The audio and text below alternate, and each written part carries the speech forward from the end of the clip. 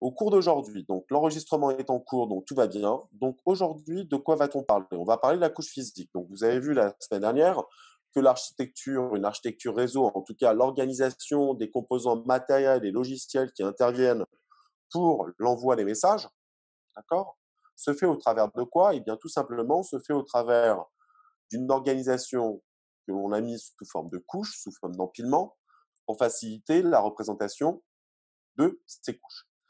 Celle qui va nous intéresser aujourd'hui, puisqu'on va commencer par le bas pour remonter vers le haut, c'est la couche la plus basse, à savoir la couche physique. Donc, ce qui va nous intéresser aujourd'hui, c'est de savoir comment l'information est véhiculée sur un support, d'accord, que ce soit un support sans fil ou filaire. Et on va voir que finalement, pour comprendre cette transmission qui se fait sous la forme d'un signal, il va falloir qu'on parle du traitement du signal et d'autre part, comment on génère ce signal. Puisque nous, à la base, lorsqu'on a une machine, on a une séquence binaire, on l'a dit, hein, on découpe en morceaux, on rajoute des entêtes, on rajoute des bits de contrôle. Et c'est ces petits morceaux de message qu'on va chercher à transmettre sur le support. Pour faire cette transmission, on va le faire sous la forme d'un signal. D'accord, puisque lorsque la transmission a lieu, alors je ne sais pas comment on fait pour passer transparent, voilà. Donc, quand on fait une transmission sur un support, d'accord, notre câble, ou même notre support sans fil, cela va se faire sous la forme d'un signal. Ce signal, c'est un signal électromagnétique et on va rappeler typiquement quelles sont les propriétés qui caractérisent un signal. Vous avez dû les voir dans d'autres cours, notamment de physique, qu'il s'agit de la période, de la fréquence, de l'amplitude et de la phase. Donc ça, ce sont les données d'un signal. On va voir que ce qui est important lorsqu'on va parler de transmission, c'est de comprendre que tout signal peut être décomposé sous la forme d'une transformée de Fourier et que ce qui est important ici, c'est de comprendre quelles sont les périodes de chacune de ces composantes. On va comprendre un peu quelles sont ces périodes. On va essayer de comprendre qu'au-delà de toutes ces périodes, il y en a certaines qui sont primordiales, qui sont excessivement importantes, et on va essayer de comprendre pourquoi. Parce que tout simplement, sachant que le signal va être transmis sur un support, ces supports ont la particularité de laisser passer certaines fréquences. C'est-à-dire qu'un signal qui n'a pas une bonne fréquence, en tout cas qui ne tombe pas dans cette bande passante, ne sera pas transmis dans de bonnes conditions. Donc c'est pour ça qu'il faut faire en sorte que, un, le signal qui véhicule l'information ait des caractéristiques, notamment du point de vue de ses fréquences, qui cadrent avec les fréquences qu'accepte le support. Pour ce faire, on a des techniques qui sont la modulation et le codage, qui permet justement d'ajuster la période du signal que l'on envoie aux fréquences qui sont acceptées par notre support.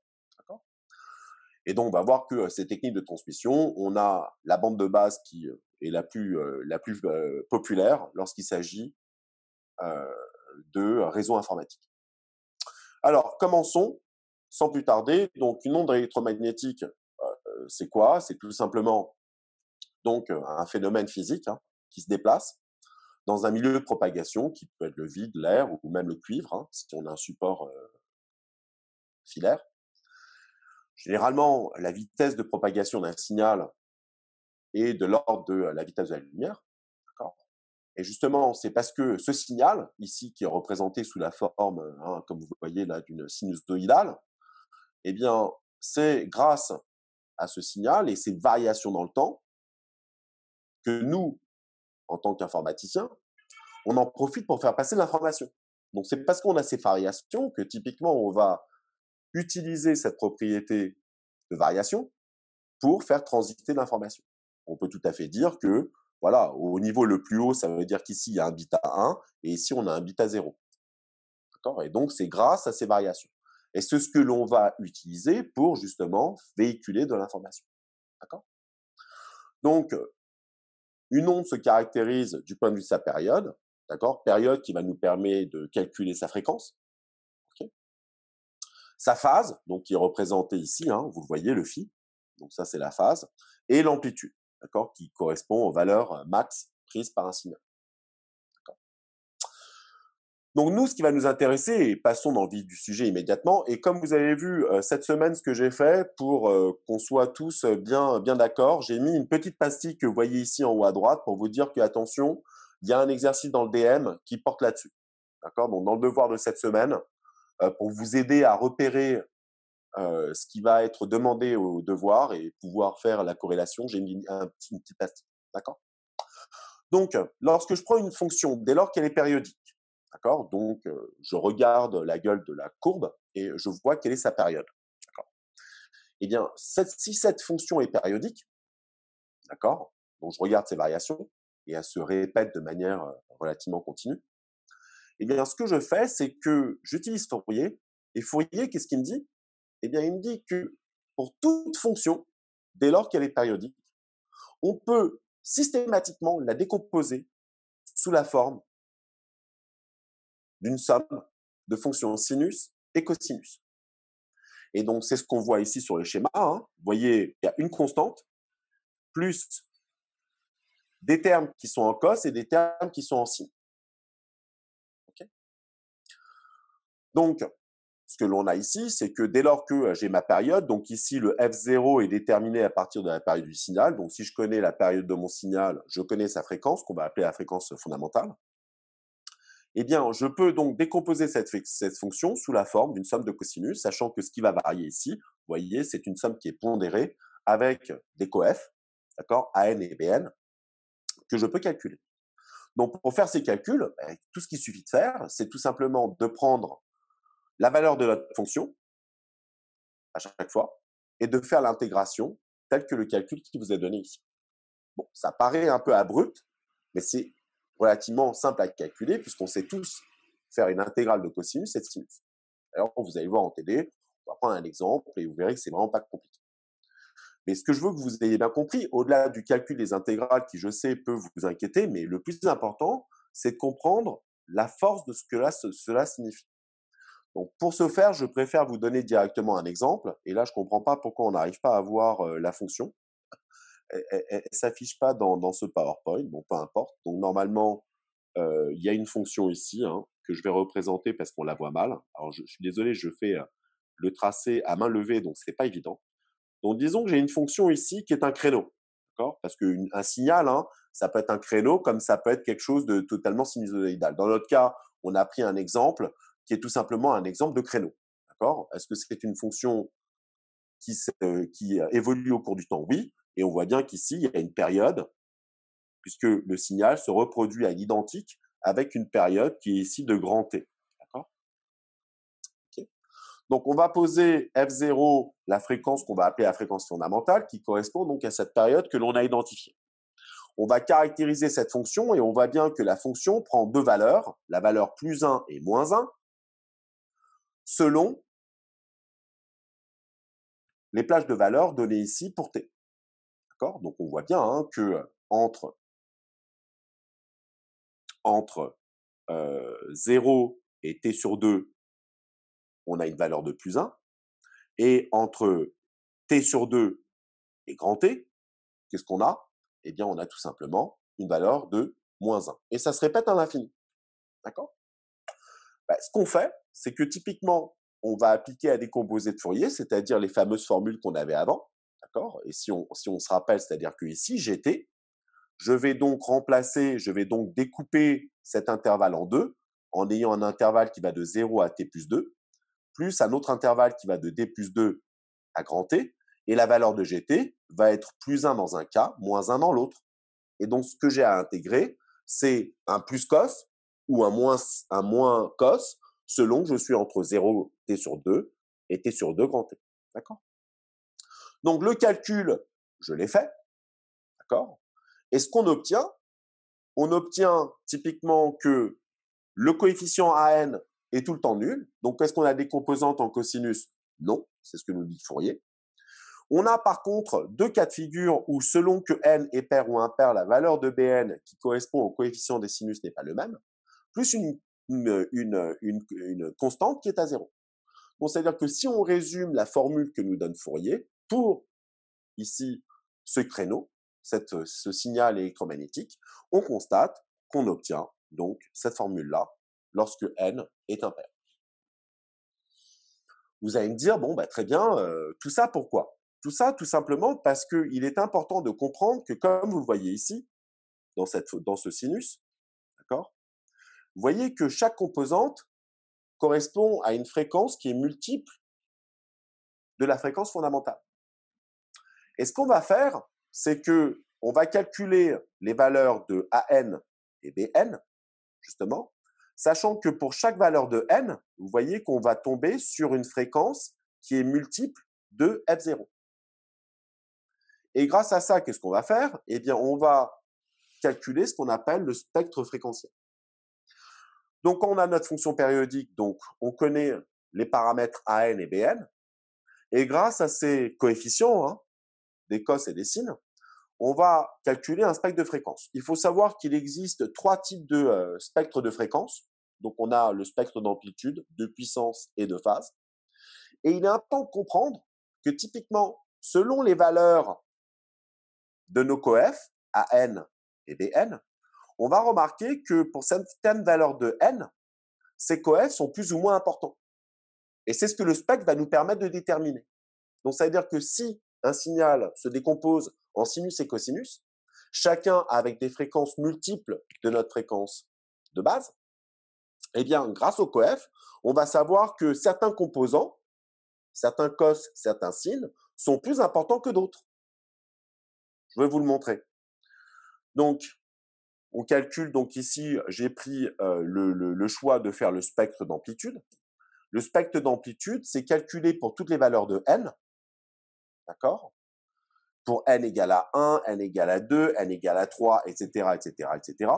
On va calculer cette valeur ici, d'accord? La somme des coefs. Donc, dans l'exemple concret ici, je vous laisse le faire à la maison, mais si vous remplacez AN et BN, quelles que soient les valeurs de n, on obtient cette valeur-là. Et c'est ce qu'on va tracer sur notre spectre d'amplitude. Donc, c'est quelque chose de très visuel. Allons-y. Voici ce que donne le spectre d'amplitude. Donc ici, comme vous voyez, vous avez 1 fois 0, 2 fois F0, 3 fois F0, 4 fois F0, etc., etc. Donc vous voyez qu'ici, grosso modo, je fais augmenter n. Et à chaque fois, ce que j'ai tracé ici, c'est comme on l'a dit, le AN carré plus BN carré. Et donc, ce qu'on représente ici, c'est la hauteur de ces raies. D'accord? Et qu'est-ce qu'on peut remarquer? On peut remarquer que du coup, comme il s'agit ici des coefs, des composantes cosinus et sinus, on peut remarquer qu'il y a certains composantes qui sont plus importants que d'autres. C'est-à-dire que la somme normalement qui est donnée par Fourier, c'est une somme qui va à l'infini. D'accord? C'est une somme qui va à l'infini. Sauf que bien évidemment, considérer toutes les composantes n'est pas forcément aussi important que cela. Je m'explique. Si par exemple, rappelez-vous que la fonction qu'on avait, c'est la fonction gt, c'était un créneau. Eh bien là, je me suis contenté de prendre uniquement les n premiers composantes données par Fourier. Et vous voyez que si je trace cette somme, d'accord, et vous voyez bien que ici la valeur max que j'ai, puisque les valeurs paires n'existent pas, donc j'ai 1, 3 et 5. Est-ce que d'après vous, et dans ce cas-là, s'il vous plaît, mettez-moi un petit pouce, est-ce que vous trouvez qu'en ayant fait une somme qui s'arrête à n plus 5, à n égale à 5, au lieu d'aller à l'infini, est-ce que finalement, j'arrive à approximer correctement le signal que je souhaitais, à savoir le créneau? Est-ce que la tête est la même?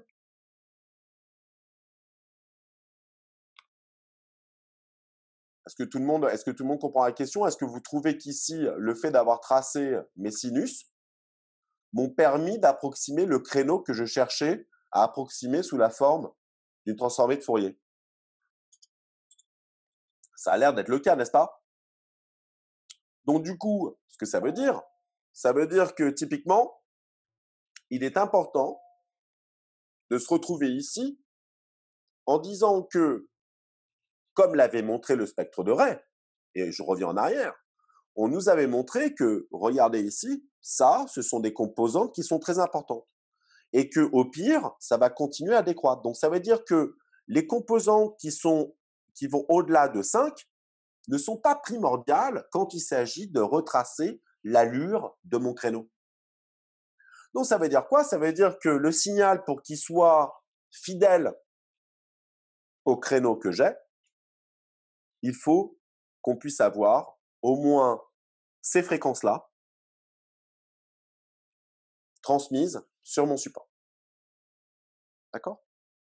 Donc, bien évidemment, là, je vous donne aussi l'exemple. Hein. Vous comprenez bien que si j'augmente les sinus et cosinus que je vais tracer, je vais arriver, parce que c'est Fourier qui me le dit, à un créneau parfait.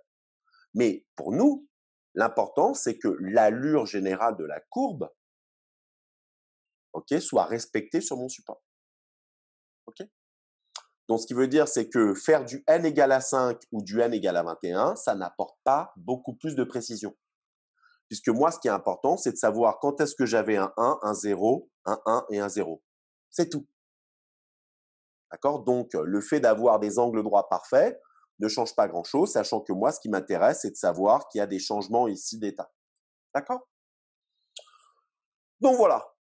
Donc, est-ce que vous avez des questions qui portent déjà sur la transformée de Fourier? Donc, à vous nouveau, je vous l'accorde, il faut faire des intégrales, il faut arriver à calculer les valeurs de AN et BN. Une fois que vous avez ça, vous pouvez déterminer quels sont les raies, et la hauteur des raies va vous dire quelles sont les fréquences primordiales quant à l'allure de la figure. OK? Donc, tout le monde est OK avec ça ou vous avez des questions? Si vous avez des questions, bah, vous pouvez toujours les poser par le chat ou même prendre la parole s'il n'y en a pas trop. D'accord? Bon. Alors, maintenant, pourquoi il est important de comprendre les fréquences? Tout simplement parce qu'un signal n'a finalement de sens que s'il est transmis sur un support. Ce qu'il faut savoir, c'est que les supports, ce pas des choses qui sont parfaites.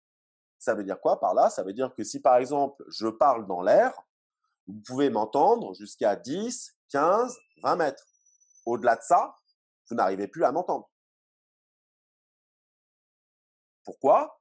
Parce que le signal qui correspond à ma voix, le son, du fait de traverser un milieu qui est l'air, sur une distance donnée, va s'affaiblir en puissance. Hein, c'est-à-dire que vraiment le signal va s'aplatir et typiquement, il n'y aura plus de son. Pareil, si je cherche à parler sous l'eau, bah, le signal que j'envoie au travers de ma voix, eh bien, n'est pas intelligible dès lors que je traverse un milieu qui est l'eau. Eh bien, les supports que l'on utilise, que ce soit les câbles Ethernet ou l'air quand je fais du Wi-Fi, eh bien, se comportent un peu de la même manière. Ça veut dire quoi? C'est-à-dire que typiquement, tout support, tout médium de communication, d'accord, est connu pour laisser passer des signaux dès lors qu'ils appartiennent à une plage de fréquence bien déterminée. Donc ici, je vous ai fait juste une courbe hein, pour vous montrer que j'ai deux fréquences, j'ai une plage de valeur. Si j'envoie un signal dont la fréquence ou les fréquences sont comprises dans cette plage, hurrah, c'est gagné. Ça veut dire qu'on me donne la garantie que sur une distance donnée, hein, ça ne va pas à l'infini, hein, mais sur une certaine distance, je peux garantir que le signal ne va pas être trop affaibli. Il va garder sa puissance. Si maintenant je transmets un signal qui a une fréquence qui est hors de cette plage, là, c'est même pas la peine. Le signal va complètement s'estomper à quelques centimètres plus loin et n'atteindra jamais l'autre extrémité du câble. Donc maintenant, vous voyez ce qu'on a. On a un signal caractérisé par des fréquences que me donne Fourier, F0, 2, F0, etc. D'un autre côté, j'ai mon support sur lequel je veux passer ce signal. Donc ma carte réseau génère un signal que je tente de faire passer sur le support. Eh bien, si le signal que je génère a des fréquences qui sont déterminantes quant à l'allure de la courbe, mais dont les fréquences ne cadrent pas avec cette fameuse bande passante ici que j'ai, ces plages de valeur, eh bien, la communication ne peut pas avoir lieu. Donc, qu'est-ce qu'on voudrait? On voudrait être sûr que lorsque ma carte réseau génère un signal, ce signal soit adapté au support que j'utilise. Donc, il faut qu'il y ait une adéquation entre mon signal et le support. Parce que vous l'avez bien vu, je vous ai donné un créneau. Mais ce créneau, je l'ai décidé de manière arbitraire. Eh bien, le créneau n'est jamais arbitraire. Le créneau est défini, d'accord, connaissant le support sur lequel je souhaite faire la transmission. OK? Et donc, le support, pour connaître les fréquences, c'est ce qu'on appelle la bande passante. Donc ça, c'est des données physiques, hein. Il y a des gens qui font des analyses de matériaux, qui savent que si vous passez sur une paire torsadée où c'est du cuivre, on connaît quelles sont les fréquences que laisse passer ce support. Et donc, ça veut dire que si vous voulez vous connecter sur un tel support, on vous enjoint, s'il vous plaît, de générer des signaux qui cadrent par rapport à cette bande passante. D'accord? Donc justement, donc pourquoi est-ce que typiquement cette bande passante est très importante? Parce qu'à nouveau, comme je vous l'ai dit, les supports de communication ne sont pas parfaits. D'accord?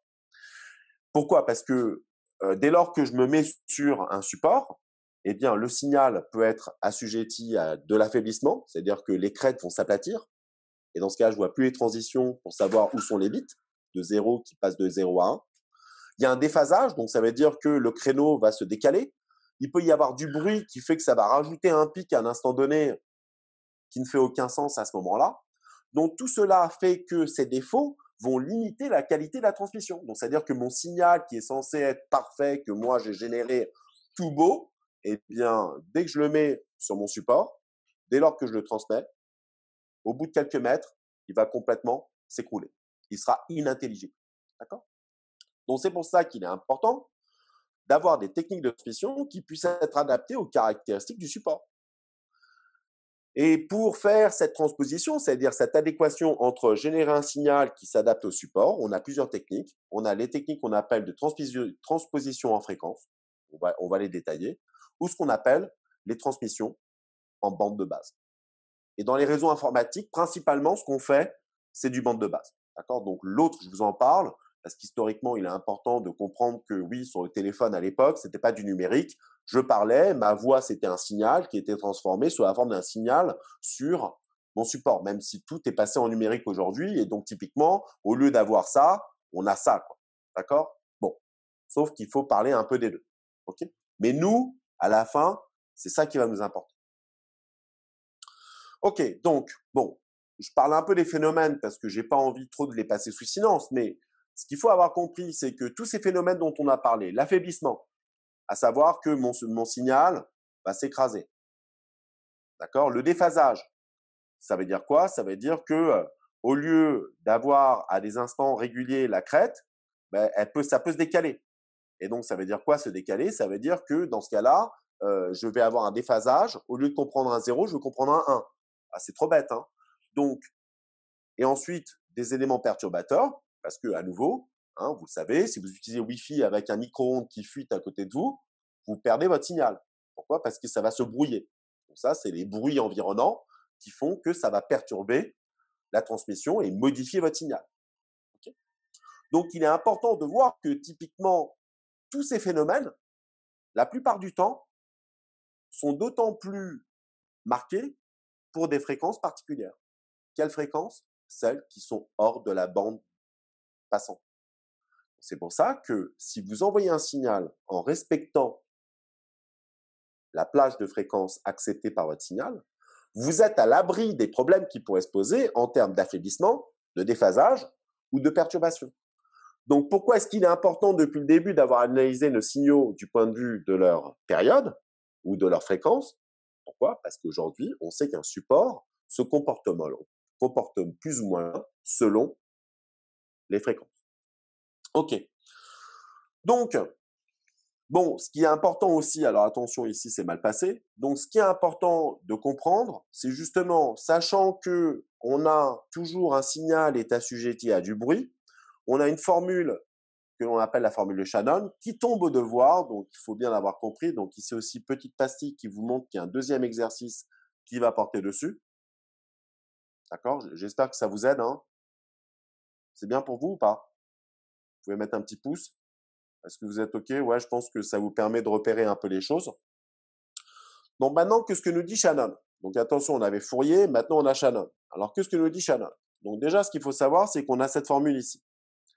Donc pour connaître la sensibilité d'un support selon ses propriétés physiques, par rapport au bruit, donc ça veut dire que typiquement, j'ai mon signal qui a une certaine puissance, d'accord, qu'on peut mesurer en termes de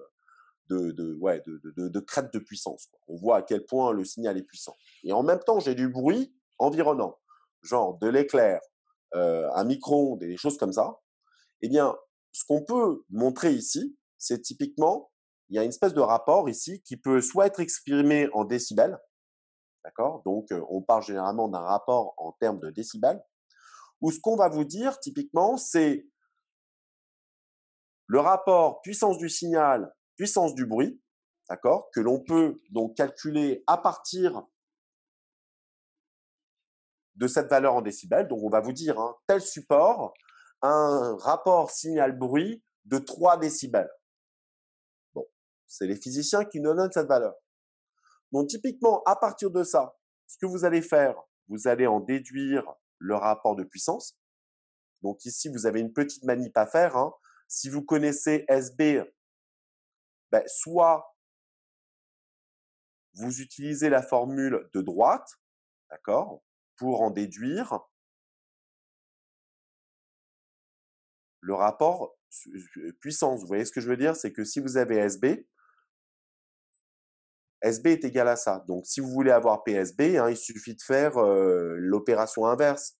Ça veut dire quoi? Ça veut dire que PS, PB, égale à quoi? Donc, le 10, je le fais passer de l'autre côté. Donc, ça fait quoi? Donc, ça fait SB divisé par 10. Et pour le log, comment je fais pour faire disparaître le log? Je fais une puissance de 10. D'accord? Donc, si vous voulez, si dans l'énoncé, on vous donne SB, vous pouvez calculer PSPB en utilisant hein, le 10 puissance SB divisé par 10. Donc, les deux sont possibles. Eh bien, tout ça pour dire que la formule de Shannon, ce qui est intéressant avec ça, c'est qu'elle nous donne un débit max théorique sur ce support, d'accord, connaissant sa sensibilité au bruit lorsque j'ai un signal que je transmets sur ce support, sachant que je peux être assujetti à du bruit. Eh bien, ce qu'on nous dit, c'est que là, W, comme je l'ai exprimé, c'est la bande passante du support. Donc ici, c'est la différence entre la fréquence min et max. Bon, j'ai la largeur de ma bande. Donc si j'ai F1, F2, d'accord, ça veut dire que c'est F2 moins F1, quoi, typiquement, d'accord? Bon, il faut faire attention hein, aux crochets, hein, s'ils sont ouverts ou fermés, mais bon, peu importe. Donc ici, dès lors que vous avez, par exemple, du coup, une valeur de 4 kHz, vous allez remplacer W par 4 puissance 10 puissance 3, le PSPB qui vous est donné, et grâce à cette formule, vous pouvez connaître automatiquement le débit max de votre support. C'est magnifique, hein? Donc, ça veut dire que, quelle que soit la technique de transmission que vous allez utiliser, ce que vous dit Shannon, il vous dit que si vous avez un support qui a une bande passante de temps, sachant sa sensibilité au bruit, qui est donnée par le rapport PSPB, vous pouvez calculer le débit. Donc, vous allez voir, hein, l'exercice dans le devoir est très simple. On vous donne un certain nombre de valeurs, on vous demande le débit. Il suffit de remplacer la formule. D'accord? OK. Donc, on a notre signal dont on a parlé, avec un certain nombre de fréquences fondamentales, et ce qu'on appelle les harmoniques, hein, puisque les multiples de fréquences fondamentales, ce sont les harmoniques. Donc ici, 3, qui me donnent donc du coup les fréquences qui sont déterminantes concernant l'allure de ma courbe. Eh bien, le but, c'est de se dire que ces fréquences ici que j'ai, à savoir F0, 3F0 et 5F0, doivent toutes appartenir à cette fameuse plage pour être sûr que ma transmission ait lieu dans de bonnes conditions. D'accord? Donc, il faut trouver un moyen d'être sûr de cette appartenance. Donc, comment être sûr que le signal que je génère, pour lesquels je connais les fréquences et les harmoniques, et qui plus est celles qui en font du poids dans ma somme, cadre avec la bande passante de mon support. Bon, pour ce faire, on va distinguer les messages analogiques des messages numériques. À nouveau, principalement, nous, ce qui va nous intéresser, c'est le numérique, parce que c'est ce qu'on fait dans les réseaux de données. Mais c'est quelque chose qui fonctionne aussi bien si c'est l'analogique. D'accord? Donc, le message, c'est quoi? Ce sont les données que vous souhaitez envoyer. D'accord?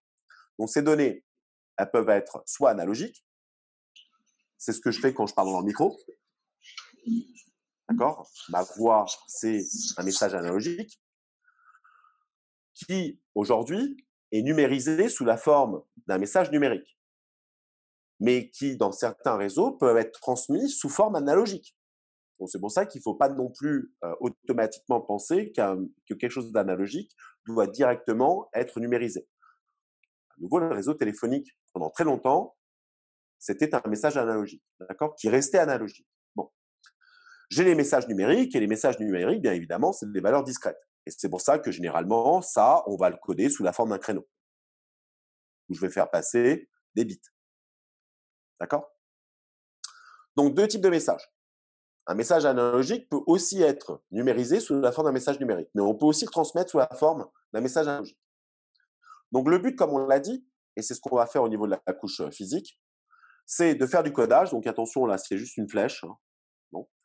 Donc, pour faire la transmission, il y a deux choses qu'on va faire. On va faire, premièrement, ce qu'on appelle le codage.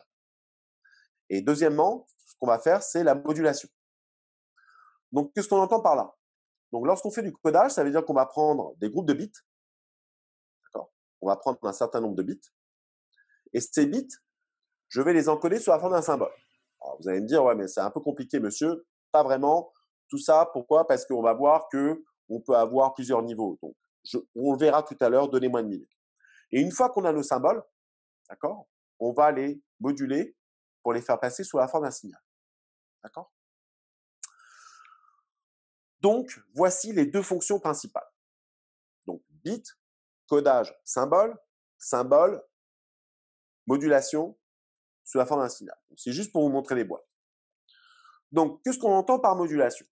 Donc, dans la modulation, ça veut dire que typiquement, on a plusieurs types de modulation.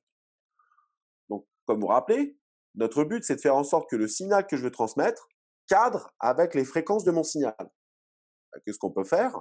Si en entrée, j'ai un message analogique dont la fréquence ne cadre pas avec la fréquence de la bande passante de mon support, ce que je peux faire une transposition. Donc, je vais transposer mon signal en modifiant sa fréquence de façon à ce que je cadre par rapport à ma bande passante. On peut également, en plus de transposer la fréquence, on peut moduler l'amplitude. C'est-à-dire quoi? Augmenter ou diminuer l'amplitude de mon signal. On peut également modifier la phase de mon signal. C'est-à-dire qu'au lieu de le faire commencer à un instant donné, on va le décaler un peu dans le temps. Donc tout ça, ce sont donc des techniques que j'utilise lorsque je cherche à faire de la modulation. D'accord? Principalement, ça porte sur mes messages analogiques. Donc, voilà un exemple, hein, juste ici pour vous montrer que, comme vous voyez, mon signal, okay, ce que j'ai fait dans un premier temps, j'ai modulé son amplitude. Donc, vous voyez que pour faire passer mon information, mon message, je le code en faisant une modulation d'amplitude. Donc là, vous voyez que je l'augmente ou je la diminue. Donc ici, j'ai 4 valeurs d'amplitude possibles. Alors, je vais mettre de A, 0, moins A et moins 2A. D'accord? Et donc, c'est en utilisant ces différents signaux. Donc là, vous voyez que le 1 est codé par ce petit-là. Le 0, hop, une amplitude plus grande. D'accord? Et donc, c'est ce qui me permet, en augmentant l'amplitude de mon signal, de faire de la transmission. Ensuite, en fréquence, c'est pareil. Comme vous voyez ici, la fréquence qui permet de coder une valeur à 1, donc qui est ici le symbole 1, donc ici le bit correspond au symbole, eh bien, vous voyez que la fréquence d'un 1 est 2 fois plus élevée que la fréquence qui permet de coder un 0. Et pareil, on peut faire du déphasage. Donc tout ça, comme vous le voyez, c'est des techniques qui vous permettent donc de transférer l'information en modulant un signal selon son amplitude, sa fréquence ou sa phase. D'accord? Donc ce que je veux dire, c'est que généralement, ce qu'on a sur notre support, et c'est ce qui se passait dans le réseau téléphonique, vous vous rappelez qu'avant, lorsqu'on décrochait le téléphone, on avait une tonalité. La tonalité qu'on avait, c'est qu'à la base, il y avait déjà une porteuse, un signal de base, en permanence, et qui nous permet de savoir si d'ailleurs la ligne a été coupée. Donc ça nous permettait de savoir, OK, donc la ligne est active. Eh ben, pour transférer ma voix, on prenait cette porteuse et en faisant ces modulations, ça nous permettait de véhiculer notre voix. Soit avec de l'amplitude, de la fréquence ou de la phase, sachant qu'on peut même mélanger toutes ces modulations ensemble. Donc ça, c'est typiquement ce qu'on fait lorsqu'on a l'analogique. Okay, donc à nouveau, hein, à droite, donc à gauche, donc on a la transmission qui est dite analogique. Donc on a une onde porteuse qui est présente sur mon support, donc c'est la tonalité lorsque je décroche. Et donc typiquement, ce qu'on va faire, c'est que quand je parle, ma voix va être, si vous voulez, encapsulée dans la porteuse en modifiant un certain nombre des paramètres de la porteuse, que ce soit sa phase, sa fréquence ou son amplitude. D'accord? Maintenant, lorsqu'on a un signal qui, lui, est numérique, ça veut dire quoi? C'est-à-dire qu'on a une suite binaire. D'accord? On a des zéros, et là, c'est ici. D'accord? On a une suite binaire.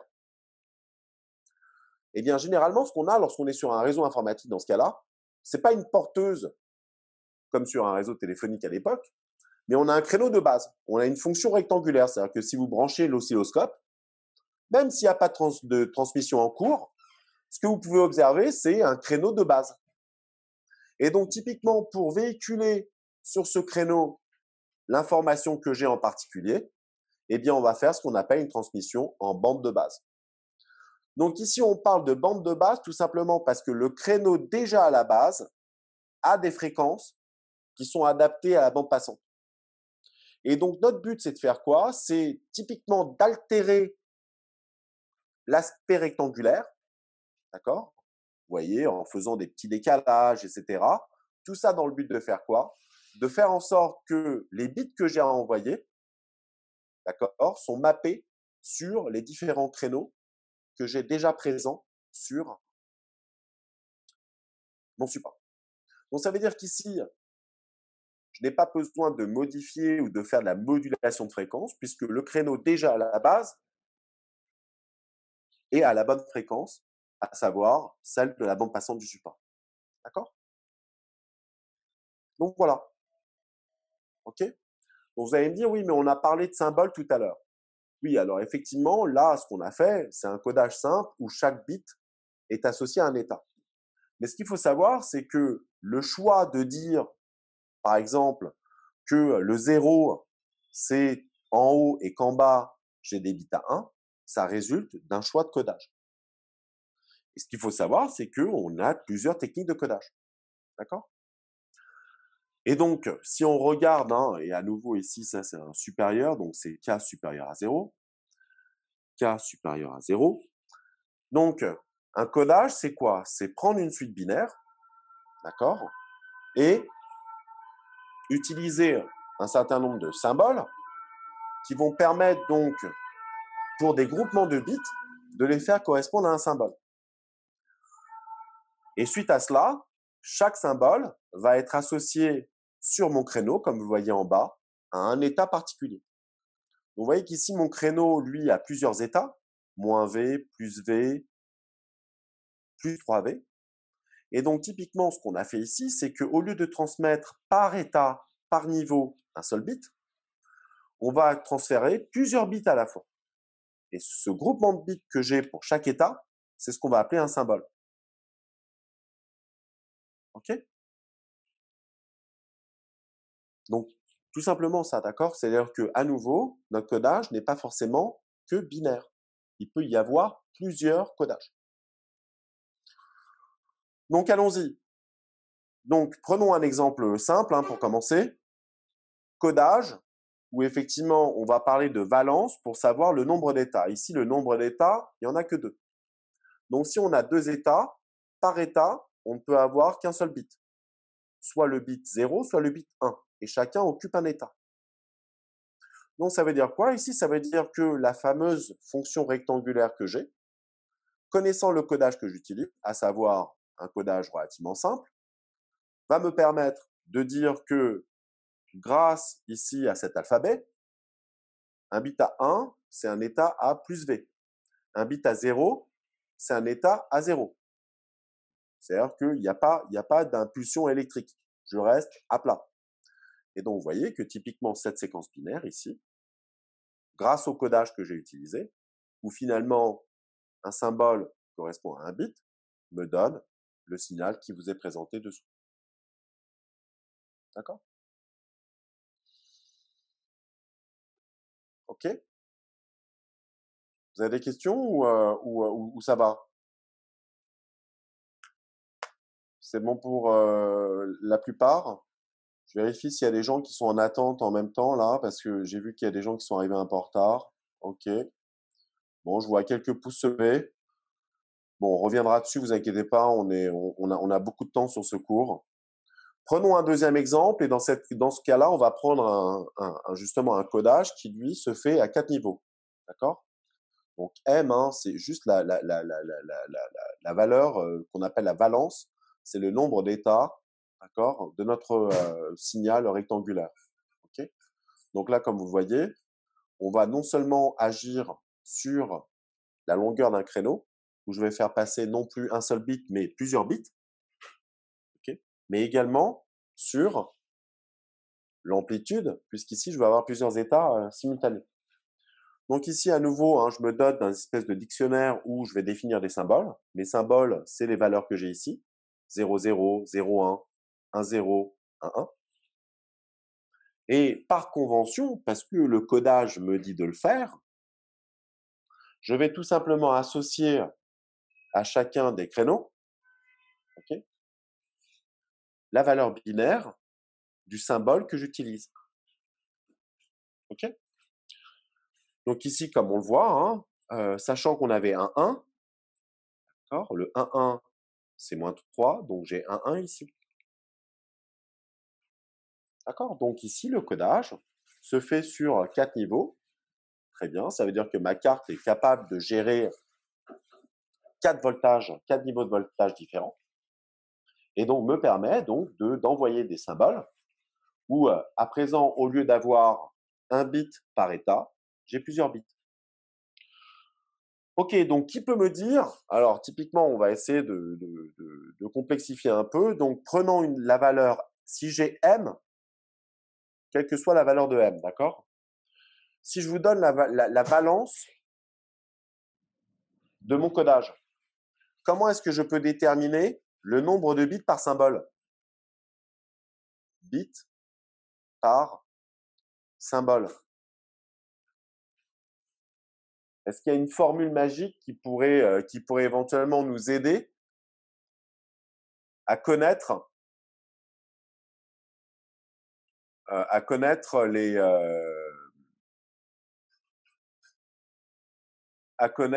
exactement. Donc Mohamed a tout à fait raison. Donc normalement, et vous avez dû le voir dans le DM précédent, si je fais le log base 2 de M, cela, si je note cette valeur R par exemple, d'accord, je vais obtenir R, à savoir le nombre de bits pour chaque état.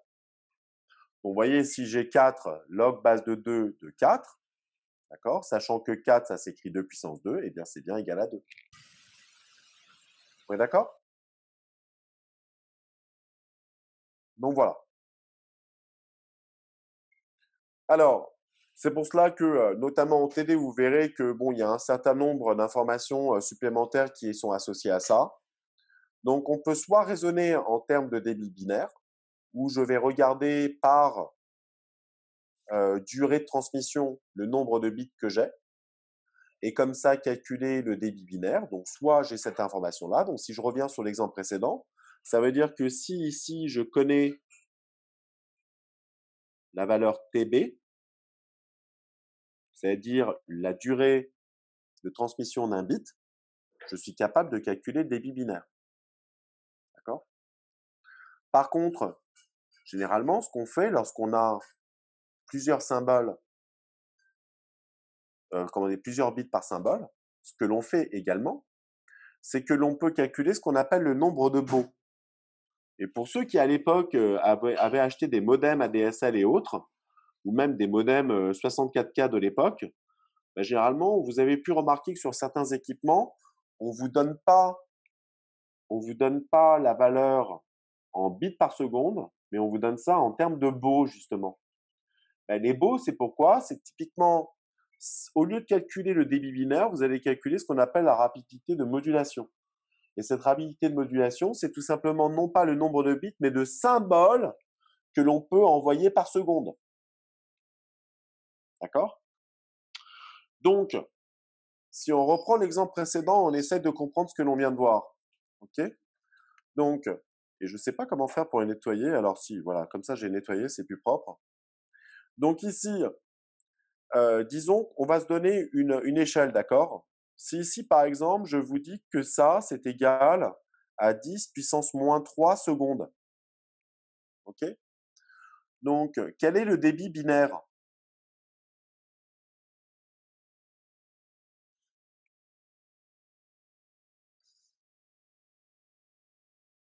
Alors, soit vous pouvez chatter la réponse, soit vous prenez la parole, hein, c'est pas très grave, hein, ne soyez pas timide. S'il n'y a pas trop de bruit autour de vous, vous pouvez utiliser votre micro et donner la réponse. Et je continue à admettre des gens. Alors, j'ai combien de bits sur 10 puissance moins 3 secondes? Vous voyez que là, j'ai 2 bits. Donc, ça veut dire que le débit, il est égal à combien? Donc, ça veut dire que je cherche à calculer des bits par seconde. Ça veut dire qu'effectivement, j'ai 2 bits que je transmets sur 10 puissance moins 3 secondes. Ça donne quoi comme valeur, s'il vous plaît? Merci Solal, très bonne réponse.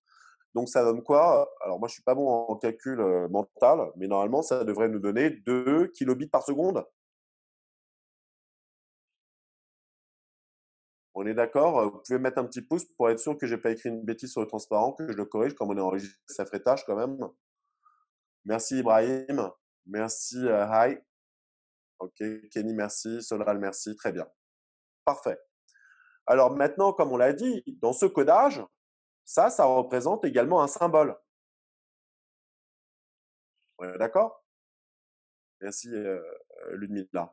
Donc ça veut dire que maintenant, si je devais calculer, alors je pense que c'était RS, mais je ne suis pas sûr du S, hein.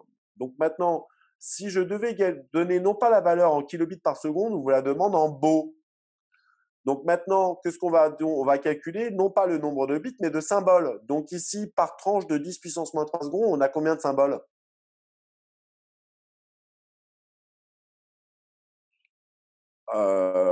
Attention, hein, sur 10 puissance moins 3 secondes, j'ai combien de symboles? Un seul. Et donc, ça veut dire qu'en nombre de beaux, je suis à combien? Bah, donc, si on fait le calcul, hein, ça fait 1 kilo beau, puisque l'unité, c'est un beau. Donc, c'est 10 puissance 3 beau. Voilà, exactement. D'accord? Bon, on vous demande l'un ou l'autre, et comme je vous le dis, bah ouais, sur les spécifications des équipements que vous utilisez de transmission, notamment les modems, bah, il est très populaire d'utiliser les beaux. Donc, vous pouvez regarder sur Amazon, bah, maintenant vous savez ce que c'est qu'un beau, quoi. D'accord? Donc voilà. Bon, et donc c'était bien un S. Donc, par contre, ce que vous voyez ici, c'est que j'ai également généralisé la formule, puisque comme on l'a vu, hein, la valeur R dépend du codage, puisque R va me donner le nombre de bits par symbole. Ben, soit vous connaissez le nombre de bits par symbole, et dans ce cas-là, vous pouvez utiliser le débit. Donc, les deux formules peuvent être jointes, d'accord? Sachant que dans ce cas-là, vous pouvez calculer donc tout ceci à partir de la valence ou de R. Donc, libre à vous d'utiliser de 2. Alors, pour les baux, tu te dis, Perrine, vous dites pour les baux ou pour le débit? Ah oui, pour les bits, ouais, c'est ça. Donc, ça veut dire que pour les. Alors, il y a 2 bits, mais les baux, c'est les symboles. D'accord?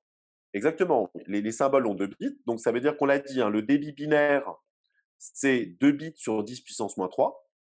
D'accord? Par contre, en termes de baux, c'est 1 sur 10 puissance moins 3. D'accord? Mais vous voyez bien que les deux sont liés, puisque un symbole, c'est tes 2 bits. Donc, pas de problème. D'accord? Mais attention, à nouveau, quand je calcule les baux, je ne m'occupe pas des bits.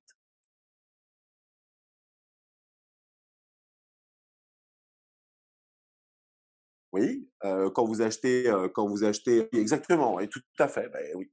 Donc ensuite, tout dépend des specs, donc à vous de lire, effectivement, Louaï a raison, donc tout dépend de ce que vous faites. Mais ouais, généralement, c'est pas 2 baux, hein, c'est un peu plus, hein, généralement, hein. 2 baux, ça me paraît pas beaucoup. D'accord?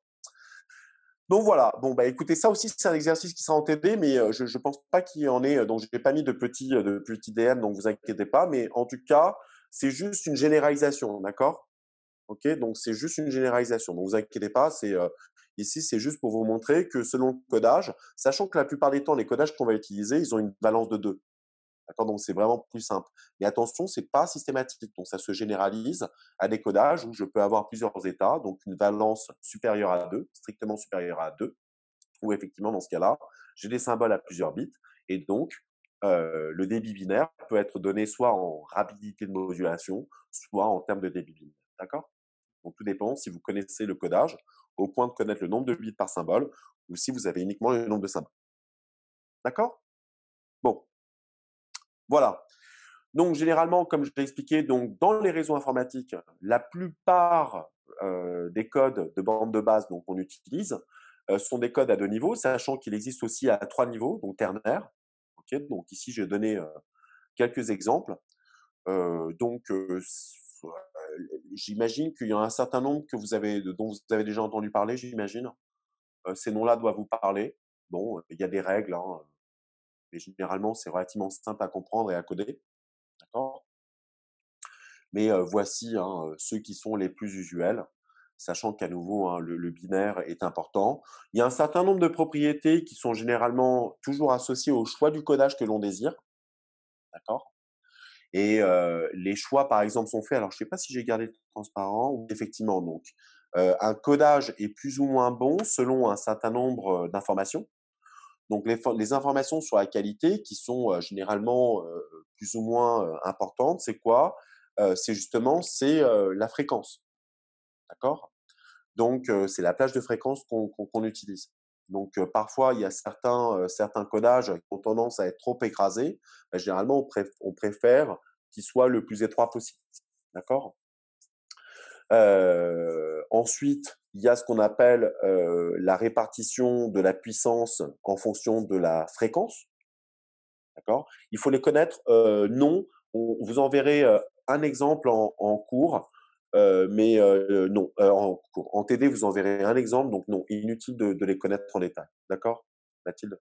Il y a juste, je crois qu'on en a gardé un en TD pour donner un exemple, mais non, cette année, on ne rentre pas dans le détail de tous les codages, il me semble. D'accord? Donc ensuite, la puissance. Alors, bon, effectivement, c'est assez important. L'horloge. Alors, je vais essayer de vous expliquer ceux qui sont importants, pour comprendre. Donc, par exemple, prenons l'histoire des horloges. Donc, qu'est-ce qu'on entend par horloge? Donc, à nouveau, j'ai un créneau. Si, par exemple, on vous dit que, les zéros, c'est A moins V et les plus 1 sont AV. Donc ça veut dire quoi? C'est que si vous avez que des zéros ou que des 1, vous allez vous retrouver avec un créneau qui ne change pas. Et donc ce qui va se passer, c'est que très rapidement, bah, pour savoir exactement combien il y a de zéros, bah, vous allez peut-être vous emmêler les pinceaux. Donc du coup, avoir un codage où finalement j'ai une longue séquence de 0 ou de bits à 1 qui se reste au même niveau est quelque chose qui n'est pas bon. Parce que vous allez perdre l'horloge et donc perdre le compte des bits. Donc généralement, c'est pour ça qu'on va par exemple volontairement aimer les codages où il y a d'autres solutions qui sont adoptées, et je vous donne un exemple juste pour vous montrer que ça marche. On peut avoir comme type de codage, pour à nouveau le problème de l'horloge, quelque chose où même si j'ai des zéros systématiques, je vais forcer une transition.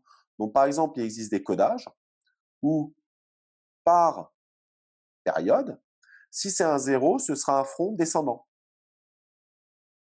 Si c'est un 1, c'est un front montant. Donc, vous voyez, même si j'ai 0, 0, ben, le créneau, il a forcément changé. Et donc, je suis capable d'identifier exactement combien j'ai de zéros. OK? Donc ça, c'est pour ça que ça, c'est un codage qui inclut l'horloge et qui est plutôt bénéfique. D'accord? La résistance au bruit, ben, c'est plutôt relativement simple. Je vais vous montrer un autre exemple. Alors, désolé, je ne sais pas comment faire pour effacer, mais bon, voilà. Donc, pour la résistance au bruit, qu'est-ce qu'on entend par là? On entend que lorsque j'ai mon code, si par exemple, j'ai des états qui varient uniquement entre deux valeurs qui sont 0 et V, vous voyez qu'ici, les états sont très proches les uns des autres. Et donc, ça veut dire qu'en cas de déformation, on pourrait ne pas les distinguer. Donc, qu'est-ce qu'on préfère avoir? On préfère avoir un codage qui, lui, est beaucoup plus marqué. C'est-à-dire que là où les états sont plus espacés, de façon à ce que je ne puisse pas mal les interpréter. Mais vous voyez que typiquement, si j'augmente la valence de mon signal, je vais avoir plusieurs états intermédiaires qui, malheureusement, vont éventuellement se mixer et ne plus se distinguer les uns des autres. Donc ça, c'est la résistance au bruit, par exemple. Ensuite, quoi d'autre de simple à comprendre? L'équilibrage. L'équilibrage, à nouveau, ce qu'on voudrait, c'est que typiquement, on voudrait que la moyenne des valeurs, d'accord, nous donne une valence de 0. Donc, qu'est-ce que j'entends par là? J'entends que si j'ai des valeurs qui sont entre moins V et plus V, je veux qu'en moyenne, il y ait autant de plus V que de moins V. Pourquoi est-ce que j'aime bien avoir ce type d'équilibrage? Tout simplement pour que mon support ne chauffe pas. Donc, on veut être sûr que parfois, d'accord, l'équilibrage des deux charges fasse qu'on ne fasse pas fondre notre support, à force de le chauffer en lui injectant tout le temps des états plus, par exemple. D'accord? Donc, c'est pour ça que c'est important. Donc, tout ça pour vous dire que les codages, ben voilà, il y en a un certain nombre. Que les plus populaires, je vous les ai mis sur le transparent, mais que le choix d'un bon codage, eh bien, suit un certain nombre de propriétés. Il y a des gens hein, dont le métier est de proposer des codages et donc qui soient adaptés avec de bonnes propriétés. D'accord? Est-ce que vous avez des questions? Ça va? Si vous avez le petit pouce jaune, vous pouvez me rassurer parce que là, comme j'arrive pas à vous entendre et bah, c'est bien et mal parce que j'ai pas du tout de retour de votre part, donc j'ai vraiment envie d'être sûr que vous avez tous bien compris, sachant qu'on pourra tout à fait se voir hein, dans la semaine pour des questions supplémentaires si vous en avez. C'est quoi le coût d'un codage? Alors le coût d'un codage, tu as vu ça où?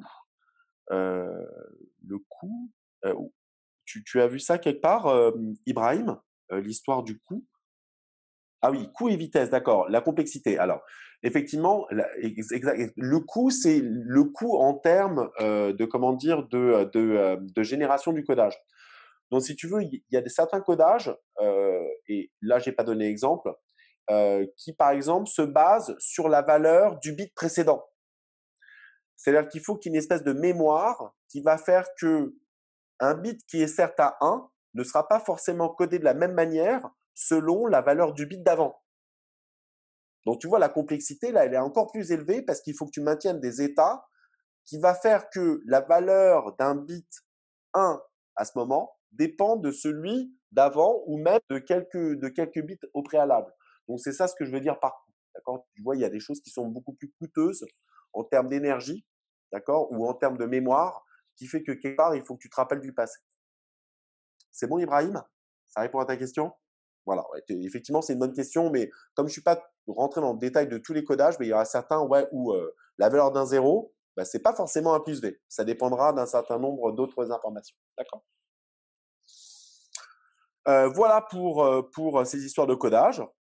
Juste un point qui est important parce qu'il y a aussi des exercices qui vont venir assez rapidement sur ce sujet-là. Et il est important qu'on ait bien fait le distinguo. Donc là, on a parlé de quoi? On a parlé de transmission. Et je veux que vous ayez bien tous compris que la transmission, ce n'est rien d'autre que une suite binaire que vous transformez sous la forme d'un signal. Donc, à nouveau, cette transformation, elle se passe, comme on l'a dit, sous la forme d'une fonction rectangulaire qui est déjà présente sur mon support et que je vais venir modifier pour y incorporer de l'information. On a tous compris ça? Donc, j'ai un créneau, je branche mon oscilloscope, je vois le créneau. Moi, je vais venir avec des impulsions électriques, pap, pap, pap, je vais venir donc altérer ce créneau pour qu'il reflète l'information que je transmets. Et ceci se fait grâce au codage. D'accord? Mais attention, ça veut dire quoi là? Ça veut dire que la transmission, ça se passe en local sur votre machine. C'est-à-dire que maintenant que vous avez généré votre signal, ce signal, maintenant qu'il a été transmis, peut être propagé. Donc transmettre, ça ne veut pas dire que le récepteur l'a reçu. Non. Ça veut dire que le signal a été mis sur le support. Ou tout simplement que le signal contient l'information. Et que maintenant, il faut le laisser se propager. Donc quand on vous parle de débit, et on en a déjà parlé un peu grâce à Shannon, qui vous donne le débit max théorique, avec des caractéristiques physiques de votre support, grâce au codage également, puisque par créneau, on peut avoir plusieurs bits sur un état et que cela va influer sur mon débit, eh bien, dès lors que je connais mon débit, ça veut dire quoi? Ça veut dire que ce qu'on me dit, c'est que votre carte réseau est capable de transformer cette séquence binaire sous la forme d'un signal à une certaine cadence, à un certain débit. Sauf qu'à présent, maintenant, il faut que ce débit se propage. D'accord? Donc, comme vous le voyez, la vitesse de transmission, d'accord, c'est uniquement le nombre de bits que vous pouvez transférer à un instant donné sur le support, mais au travers d'une section, par intervalle de temps. Il faut qu'après, ça se propage.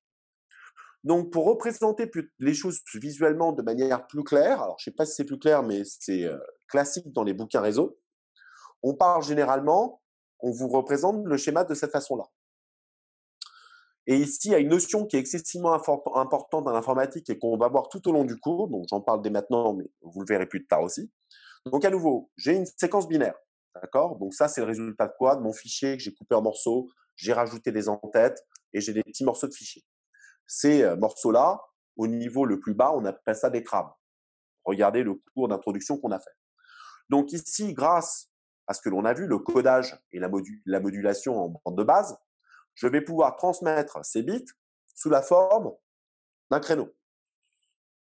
D'accord? Donc ici, j'ai représenté une onde, mais c'est un créneau. D'accord? Donc, la transformation qui fait que l'information va être incluse dans un signal, c'est la transmission.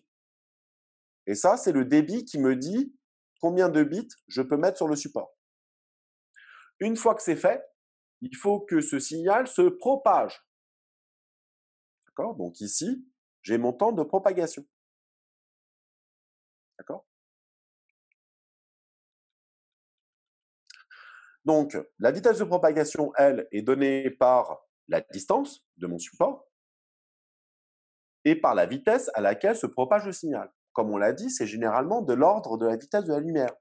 C'est des impulsions électriques. Donc, une question rapide, d'après vous, qu'est-ce qui prend le plus de temps? Est-ce que ce qui prend le plus de temps, c'est d'avoir transmis le signal, c'est-à-dire avoir mis les données sous la forme d'un signal, ou sa propagation? Donc, alors, ceux qui sont pour une transmission qui est plus longue, mettez le pouce. Ceux qui pensent que c'est la propagation qui prend le plus de temps, applaudissez. Donc, s'il vous plaît, est-ce que ce qui est le plus coûteux, c'est la transmission ou la propagation? Alors, je vois des pouces qui se lèvent, donc ça veut dire que c'est la transmission. Ah, j'ai vu Delphine qui pense que c'est la propagation. Très bien. Qui d'autre pour la propagation? Qui pense que la propagation, c'est ce qui prend le plus de temps? Alors David et j'imagine, alors il a levé la main, mais alors je ne sais pas si c'est un pouce du coup. David, il faut que tu mettes des réactions, si tu peux. En bas de l'écran, tu as des réactions, donc ça me permettra de mieux savoir. Ah, Mélissa pense que c'est la propagation. Alors écoutez, je suis désolé, hein, je vais vous le donner en mille, mais malheureusement, ce qui prend le plus de temps, c'est la transmission. C'est-à-dire que ici, si je regarde la propagation, elle est quasiment infime, en tout cas lorsque je suis sur un seul lien, hein. Là, je ne suis pas en train de parler de la traversée d'Internet. Là, je parle de moi et de ma box. D'accord? Donc, ça veut dire que je suis en direct sur un lien physique. Eh bien, la propagation, généralement, elle est instantanée. La propagation, c'est j'appuie sur le bouton de la lumière arrive. Vous voyez que c'est quasiment instantané parce que c'est la vitesse de la lumière. Par contre, faire la transmission, c'est-à-dire mettre des bits, ouais, c'est ce qui prend le plus de temps. Donc, c'est pour ça que parfois, sur certains exercices, on va même éventuellement en arriver à négliger la propagation. D'accord? Parfois, la propagation est quasiment infime. C'est-à-dire que ça sera un centième ou un millième de décimale après la virgule. OK? Donc, c'est pour ça qu'il faut comprendre que ce qu'il y a de plus coûteux lorsqu'on transmet de l'information, c'est la transmission. Bon, typiquement, je sais pas, il y a des gens, il y a des collègues à moi qui parlent qui font le parallèle. C'est comme quand vous alliez au supermarché et que vous videz vos aliments sur le tapis. Ça, c'est la transmission. Après, lorsque le tapis avance, c'est la propagation. Donc, typiquement, la transmission, c'est ce qui prend le plus de temps. Et ensuite, le tapis, lui, il avance beaucoup plus rapidement. Je ne sais pas si ça vous aide. Par contre, ce qui est intéressant ici, et je pense que c'est une notion qu'il faut vraiment avoir bien compris, je ne sais pas comment faire pour vous l'expliquer, mais bon. Euh, donc le truc, c'est quoi? C'est que ce qu'on peut voir, c'est que alors que je continue à transmettre des bits, d'accord, puisque les bits, je les transmets de la droite vers la gauche, ici, vous le voyez, eh bien, au fur et à mesure qu'on transmet, c'est pas pour autant que le signal, je l'emmagasine. Non, le signal se transmet au fur et à mesure. Donc, qu'est-ce que je veux dire par là? Je veux dire que au fur et à mesure que mon créneau contient mes bits, d'accord?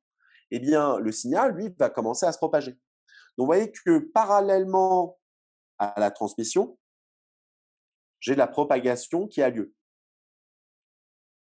Donc, ici, il y a une espèce de mécanisme de parallélisation où, certes, au début, j'attends de transmettre les premiers bits, mais qui vont se propager en même temps que je transmets les suivants. D'accord?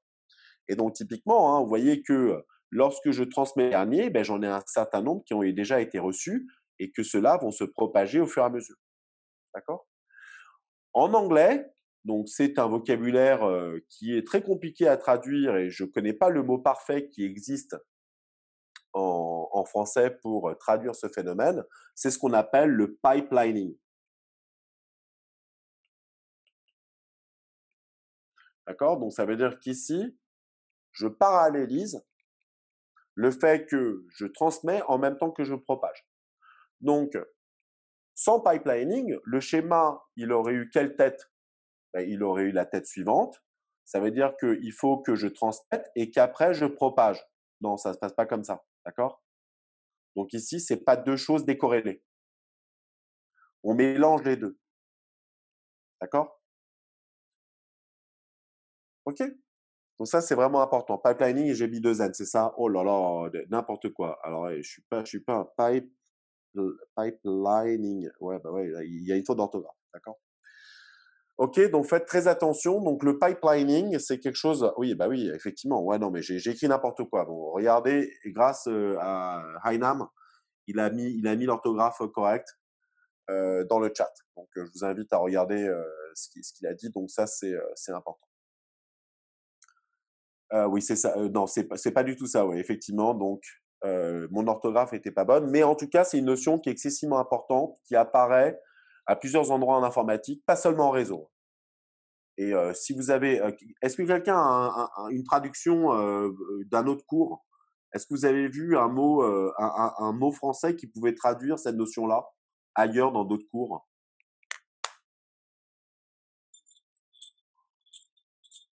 Non, personne? Bah ouais, bah écoutez, communication tubulaire. Ouais, bah ouais, voilà. Donc c'est un peu compliqué. Je sais pas si ça répond bien à cette notion-là, mais voilà. Ok, bon, bah écoutez, de toute façon, sachant qu'on est en avance, on va conclure, mais je veux qu'on rappelle bien les choses qu'on a vues aujourd'hui. Il y a beaucoup de notions, d'accord? Et, ouais, pipelinage, c'est pas mal. Alors, on l'a compris, d'accord? On n'a pas été transformé de Fourier, pourquoi?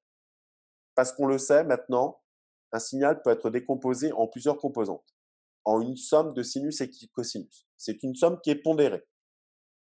À chaque sinus, pour une fréquence donnée, sachant que j'ai une fréquence qui est multiple de ce qu'on appelle la fréquence de base, d'accord? On va avoir pour chaque multiple de fréquence de base une composante sinus et cosinus. Pour retransmettre à l'identique mon signal, il faudrait sommer à l'infini, chose qu'on ne sait pas faire. L'infini, ça n'existe pas. Mais par contre, ce que l'on sait, c'est qu'on peut visualiser grâce aux coefficients AN et BN quelles sont les fréquences primordiales, celles qui sont indispensables pour que l'allure du signal soit respectée. Donc ça, on le sait. on sait que pour un signal donné, on peut déterminer quelles sont les fréquences prévalentes, prédominantes. Je vous laisse trouver le mot qui vous convient le mieux, d'accord? Bon, c'est une chose. De l'autre côté, on sait que le signal que l'on veut transférer, qui véhicule notre information, doit passer sur un support.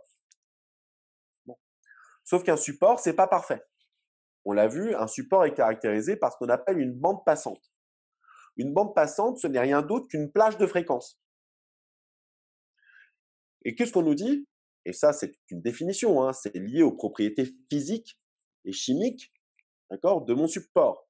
On nous dit que le cuivre, eh bien, laisse passer telle fréquence. Ça veut dire quoi? Ça veut dire que si vous injectez un signal avec une fréquence particulière, ben, ce signal, il va être transmis correctement à l'autre extrémité.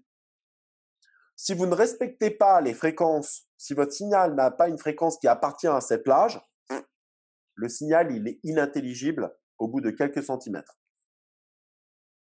Donc, le but, c'est de faire quoi? C'est connaissant mon support et sa bande passante, eh bien, on va, grâce au codage, en tout cas dans les réseaux informatiques ou par modulation si on a des signaux analogiques, on va faire en sorte de transmettre des signaux, typiquement des créneaux, dont la fréquence est connue pour être adéquate par rapport à la bande passante de mon support. D'accord? Donc, si on fait Fourier, c'est pour être sûr que le signal a des fréquences prédominantes qui correspondent à la bande passante de mon support. D'accord? Donc, justement, les techniques de transmission dont on a parlé, que ce soit la modulation ou le codage, permettent justement d'ajuster le signal aux caractéristiques du support, à savoir sa bande passante. Okay? Donc, ce qu'on a vu également, c'est qu'on peut soit faire des transmissions par transposition de fréquence, d'accord, ou même d'amplitude ou de phase, d'accord. C'est ce qu'on fait généralement. On peut aussi bien le faire pour du numérique ou de l'analogique, mais généralement, c'est plutôt de l'analogique qu'on a vu. Ou faire ce qu'on appelle de la transmission en code de base, à savoir ici, on va utiliser une fonction rectangulaire qu'on va venir altérer sans pour autant modifier la fréquence. Alors, donc on va garder les mêmes créneaux aux mêmes instants, mais on va véhiculer de l'information en altérant un tout petit peu ce créneau. C'est ce qu'on fait quand on fait de la transmission en code de base. Donc, comment faire ce codage? Comment utiliser cette fonction rectangulaire de base pour transmettre de l'information? Eh bien, c'est ce que font les codages, et il existe plusieurs codes de transmission. Je vous en ai listé un certain nombre d'exemples, qui certains ont les caractéristiques attendons selon le support. Donc, ça veut dire que tous les codages ne vont pas fonctionner connaissant la bande passante du support. D'accord? Donc, c'est pour ça que selon le support, vous avez des codages qui fonctionnent. Et comme par hasard, c'est ces codes qui sont disponibles sur les cartes réseau. Donc, si vous avez une carte réseau Ethernet qui se branche sur un câble coaxial, bah, il y a une technique de codage, je pense que c'est Manchester, qui marche, et c'est ce qu'utilise votre carte réseau. D'accord? Donc, vous lui injectez des bits, et elle, derrière, elle génère une fonction créneau qui va donc se propager sans trop de mal jusqu'à l'autre bout, jusqu'au récepteur. OK? Cependant, et c'est ce qui va donc annoncer notre cours prochain, eh bien, malgré ces, ces dispositions que l'on prend, notamment en étant sûr qu'on fasse un codage adapté au support que l'on utilise, on est quand même sur des supports qui ne sont pas parfaits et qui peuvent être vraiment moins que parfaits lorsqu'on est en sans fil, par exemple, où plusieurs erreurs peuvent quand même survenir à cause de perturbations diverses et variées. D'accord? On est quand même sensible aux perturbations extérieures qui vont entraîner du bruit, d'accord, et qui vont faire que des erreurs peuvent s'immiscer. Donc, ça veut dire que dans ma séquence binaire, que j'ai transmise sous la forme d'un signal, eh bien, le signal peut être altéré à cause de perturbations environnantes, par exemple, qui font que, à la sortie, le récepteur va recevoir un créneau qui n'est pas exactement celui qui a été envoyé côté émetteur. Et c'est la raison pour laquelle on va devoir ajouter des informations complémentaires, ou ça, dans la fameuse en-tête, qui vont permettre au récepteur, un, de détecter que l'information qu'il a reçue parce que le signal avait été altéré, eh bien, donne une séquence binaire qui n'est pas conforme à celle qui a été envoyée par l'émetteur et qui fait qu'au travers d'informations complémentaires que je rajoute dans l'entête ou dans la queue du message, eh bien, le récepteur peut corriger, peut détecter, voire même corriger l'erreur dans certains cas. D'accord? Dans le premier cours d'amphi, on avait parlé de quoi comme on appelle ces bits qui permettent justement de faire la correction de la détection d'erreur, vous vous rappelez? C'est quoi ces bits?